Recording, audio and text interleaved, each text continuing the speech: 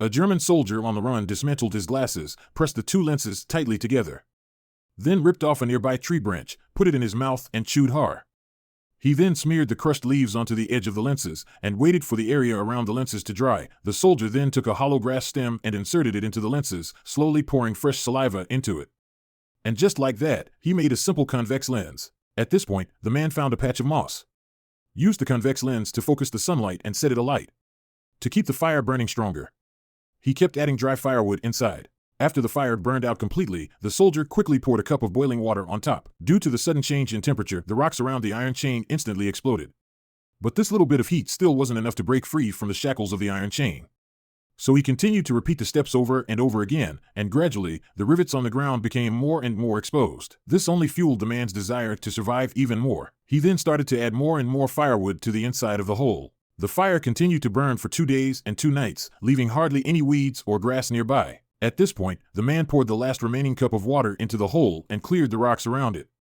He then began to exert all his strength to pull the iron plate backward, but the rivets didn't budge at all. After struggling for so long with no progress, the man gave up and lay down on the ground, completely defeated. The next day, he suddenly remembered that he had a few spare bullets on him. So he dismantled the bullets, poured the gunpowder around the rivet, put the remaining hay inside, covered it with a stone, and lit the fuse. In the next moment, he quickly went forward and grabbed the iron chain, but an unexpected incident suddenly occurred. After the gunpowder burned, he pulled the iron chain with all his might and kicked it hard a few times. He found that the shovel seemed to loosen up. Then he used his sniper rifle to hook a nearby stone and smashed it hard on the shovel. He kept smashing from day to night, and finally clenched the iron chain and gave it a hard hit, breaking free from the bondage. At this moment, he was free, but not completely free. With the iron chain still on his feet, the newly liberated soldier knew he wasn't truly free. He wandered aimlessly until he stumbled upon a nearby house. Through his scope, he spotted the female owner, who noticed him but didn't seem to care. Desperate for tools to remove the chain, Strong Brother approached her with his gun in hand. But the woman was from the Sami people and didn't understand his words. Using elaborate gestures, he finally got his message across, and the woman went inside to fetch the tools. However, he soon noticed a Soviet military uniform outside the house. Confused, he immediately became alert and barged into the house with his rifle in hand and found a wounded Soviet soldier inside. With their differing backgrounds and languages, none of them could understand each other. Despite this, the Finnish student-turned-Nazi had no intention of killing the Soviet soldier.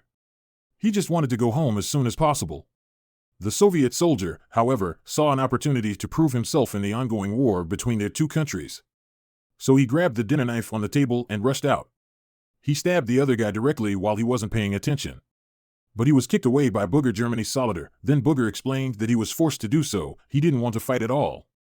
But all he got in return was a cold response from Russian Booger. The woman also began to persuade the two not to fight anymore. After that, the two men stayed here. The woman not only cooked but also helped them with laundry.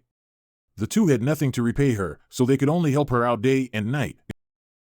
It's very likely that something unexpected will happen soon. At this moment, several fighter jets suddenly flew over the sky. The two of them nervously approached to investigate. Several Soviet fighter jets suddenly appeared over the Finnish border, then quickly disappeared into the horizon, crashing in the distance.